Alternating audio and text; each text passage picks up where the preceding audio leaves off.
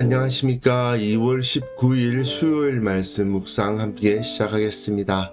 오늘도 주님의 은혜 가운데에서 주님을 만나시고 주님의 그 크신 기쁨을 누리실 수 있기를 간절히 기도합니다. 오늘 본문은 마가복음 4장 35절에서부터 41절까지 말씀이고요. 통독하실 말씀은 민수기 25장에서 27장입니다.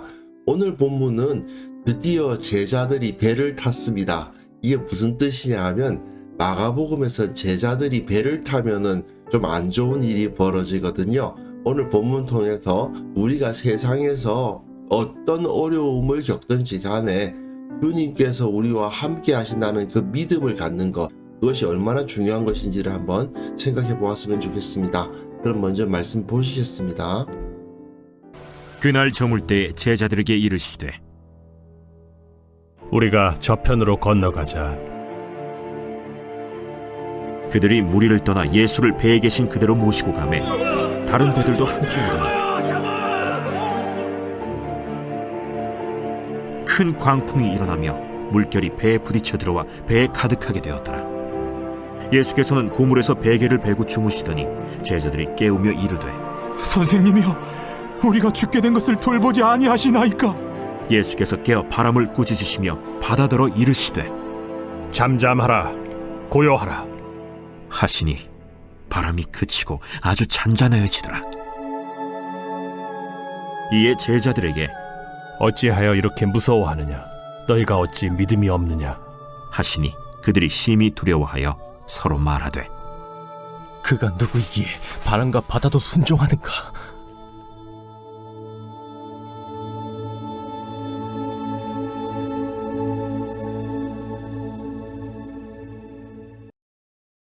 이 마가복음에서는요, 제가 믿음 1, 2, 3다 그런 말을 써서 정리를 한 적이 있었는데 3번의 아주 칭찬을 받을 만한 믿음의 모습을 볼 수가 있고요. 3번의 제자들의 실패를 볼 수가 있습니다. 근데 재미있는 것은 믿음의 모습을 보여준 사람들이 다 제자들이 아니고 제자들은 배만 타면 실패해요.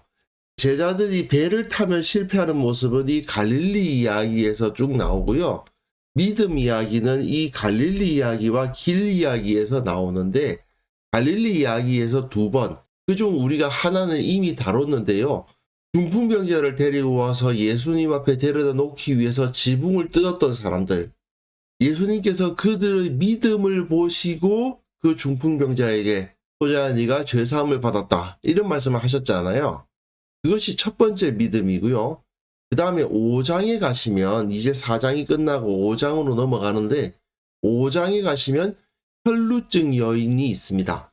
혈루증 여인의 모습이 믿음 2번째고요. 그 다음에 10장으로 넘어가시면 10장의 이 길달랑 마지막에 아디메오라는 사람이 나타납니다. 그 사람이 예수님을 찾기 위해서 고래고래 소리를 지르면서 주님을 찾는 모습을 볼 수 있거든요. 이 3 케이스가 예수님으로부터 믿음을 인정받았던 이야기입니다. 그리고 이 갈릴리 이야기에서 제자들이 배만 타면 약간 상태가 이상해집니다.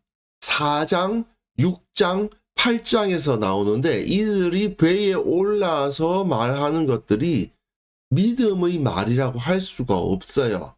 근데 제자들은 어부 출신들 아닙니까? 어부 출신들이 가장 익숙한 자리가 어디일까요? 배를 탄 상태겠죠.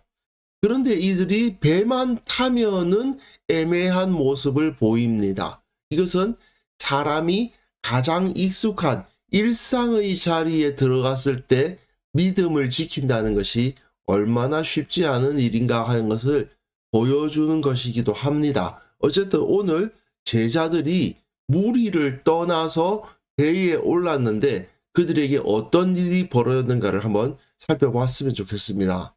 그날 저물 때에 제자들에게 이르시되 우리가 저편으로 건너가자. 저물 때가 되었습니다. 유대인들은 저녁부터 하루가 시작됩니다. 그러니까 새로운 하루, 다음 날이 된 거예요. 그래서 예수님은 이제 날이 끝났으니까 제자들에게 말씀하시기를 저편으로 건너가자. 갈릴리 바다를 건너서 이동을 하자고 말씀을 하시는 겁니다. 지금까지 예수님께서는 배를 탄 상태로 무리들에게 가르치고 계셨거든요. 그 상태 그대로 배를 타고 저편으로 건너가게 된 겁니다. 그러니까 제자들이 무리를 떠나서 예수님을 배에 계신 그대로 모시고 갔죠. 그러니까 다른 배들도 함께 하더니 다른 배들이 예수님 쫓아갔던 모양이에요. 함께 이동하는 배들도 있었습니다. 근데 이 다른 배들도 함께 한다는 언급은 뒤에 큰 광풍이 일어나며 물결이 배에 부딪혀 들어와 배에 가득하게 되었더라. 이 말씀을 위한 상당히 중요한 해석의 단서입니다. 다른 배들이 같이 있었어요. 이거는 예수님과 제자들에게만 있을 만한 일이 아니라는 거예요. 모든 사람들이 다 겪게 되는 일이라는 것을 암시합니다. 예수님과 함께 있어요. 이 사람들은 그 삶 가운데 예수님이 함께 계신 거라고 생각할 수 있죠. 그런데 다른 인생들도 있어요. 큰 광풍이 일어나며 물결이 배에 부딪혀 들어와 배에 가득하게 되었더라. 인생 가운데 어려움을 겪는 경우가 생긴다는 겁니다. 예수님을 모르는 사람이라 하더라도 마찬가지로 이런 일은 겪게 되어 있습니다. 이것은 예수님을 믿기 때문에 당하는 고난이 아니고 인간이기 때문에 당하는 고난, 배와 죽음의 영향력 가운데 살아가고 있는 모든 피조물들이 겪을 수밖에 없는 고난이라는 것이죠. 그런데 결코 작은 일이 아니었죠. 큰 광풍이 일어나서 물결이 배에 부딪혀 들어와 배에 가득하게 되었다. 침몰 직전이라는 이야기입니다. 매우 위험해요. 이거는 죽음의 문제입니다. 예수님을 믿던 예수님을 믿지 않던 모든 사람들은 다 이 죽음의 문제 앞에 놓여져 있는데 제자들에게도 동일하게 이 죽음의 문제가 이들을 위협하기 시작했다. 이것을 보여주고 있습니다.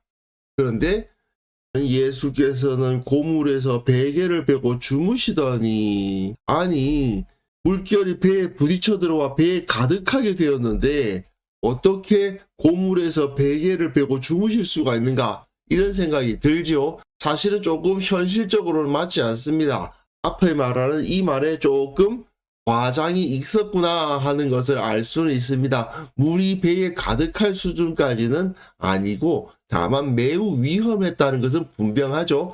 어쨌든 예수님께서는 고물에서 베개 베고 주무십니다. 이것은요 요나서의 모습과 매우 비슷하죠. 요나가 다시스로 가는 배를 타고 떠났는데 여호와 하나님이 큰 바람을 바다 위에 내리심에 바다 가운데 큰 폭풍이 일어나 배가 거의 깨지게 된지라. 사실은 마가가 이 부분을 조금 변형시켜서 쓰고 있는 거죠. 사공들이 두려워하여 각각 자기의 신을 부르고 또 배를 가볍게 하려고 그 가운데 물건들을 바다에 던지고 난리가 났습니다. 그런데 요나는 배 밑층에 내려가서 누워 깊이 잠이 든지라. 이 요나의 모습을 예수님이 지금 보여주고 있어요. 그런데 요나서에서는 요나가 하나님께 순종하지 않고 영적으로 잠들어 버린 그런 상황을 보여주고 있는 거지만 여기서는 조금 상황이 다르긴 하죠. 예수님은 전혀 이 문제에 대해서 고민하지 않고 계셨구나 하는 것을 알게 되는 거예요. 지금 배가 깨져서 침몰할 위기를 겪고 있는데 예수님은 전혀 걱정하지 않으시고 주무시더라 그거예요. 그러니까 제자들이 깨우며 이르되 선생님이여 우리가 죽게 된 것을 돌보지 아니하시나이까? 이거 우리가 죽게 되었는데 우리를 돌보지 아니하십니까? 이렇게 막 깨우잖아요. 요나서에 보세요. 선장이 그에게 가서 이르되 자는 자여 어찌미냐? 일어나서 내 하나님께 구하라. 이렇게 말하는 것을 볼 수 있습니다. 제자들의 모습과 선장의 모습이 비슷하죠. 그러니까 예수님께서 깨어서 바람을 꾸짖으시며 바다들어 이르시되 잠잠하라 고요하라 하시니 바람이 그치고 아주 잔잔하여지더라. 사실 요나는 너희가 나를 바다에 던져라. 그러면 이 바다가 잔잔해지겠다라고 말을 했는데 예수님께서는 그냥 조용히 해. 그렇게 하니까 바람이 그치고 아주 잔잔해져 버립니다. 요나서 이야기와 성격이 좀 다르긴 해요. 하지만 배를 삼킬 듯이 다가오는 풍랑, 죽음의 위협이잖아요. 이 죽음의 문제를 해결하는 열쇠는 요나서에서는 요나였죠.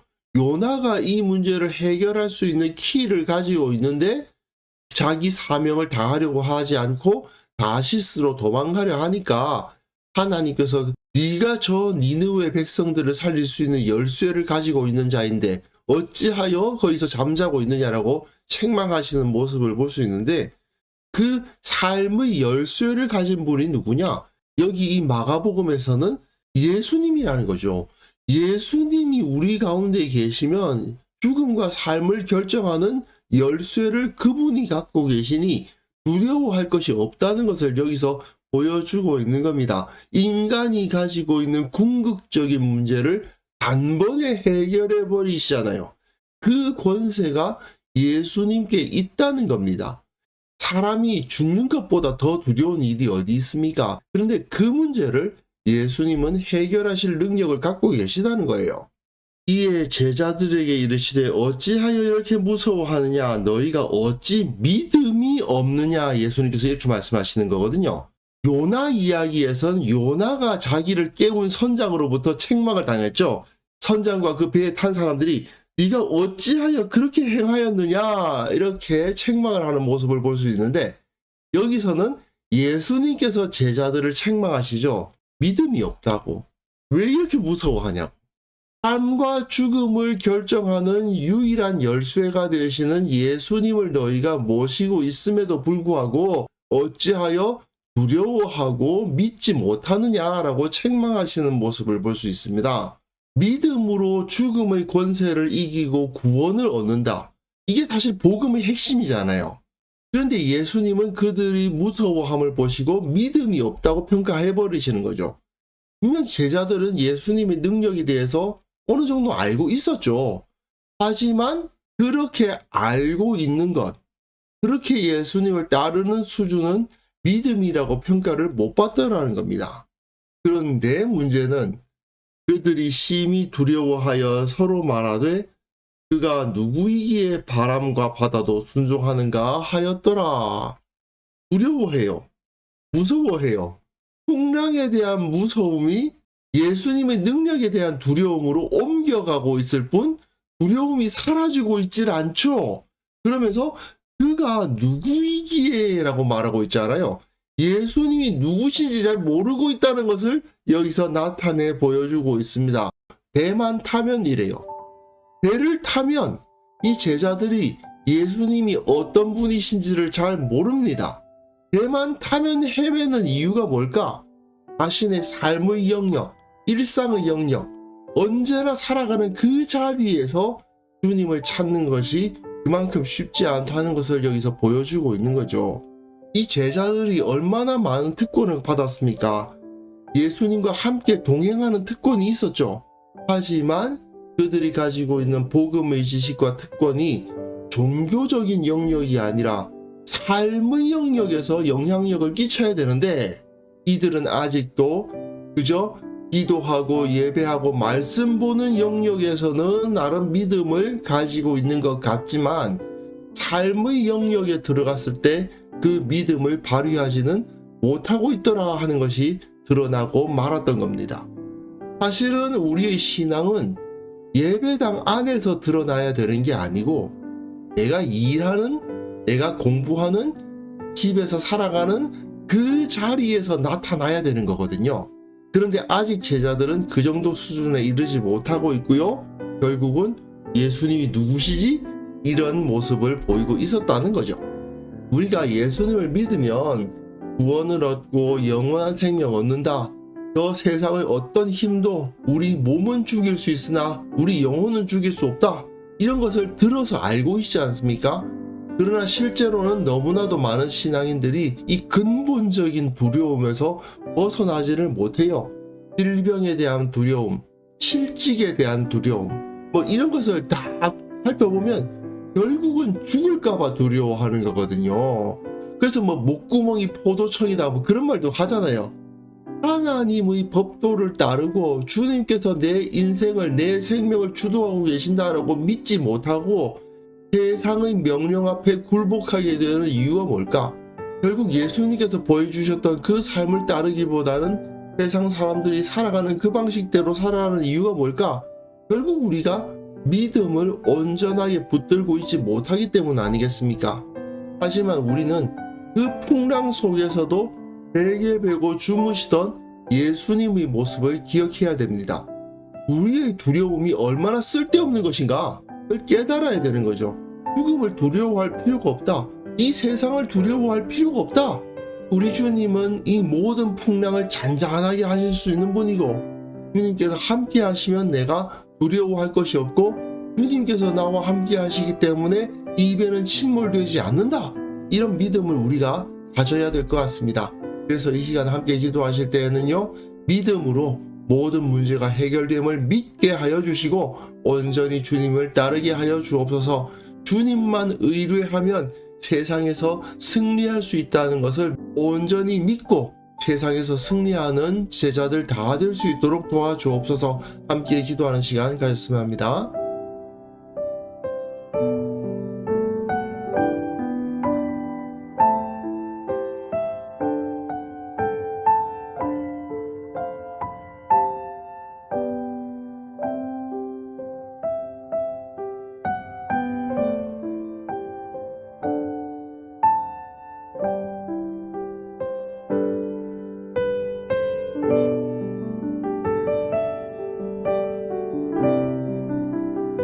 하나님 아버지 감사합니다. 우리가 세상의 모든 문제를 내 힘으로는 해결할 수 없지만 나와 함께 하시는 주님의 능력으로 해결할 수 있음을 온전히 믿게 하여 주옵소서.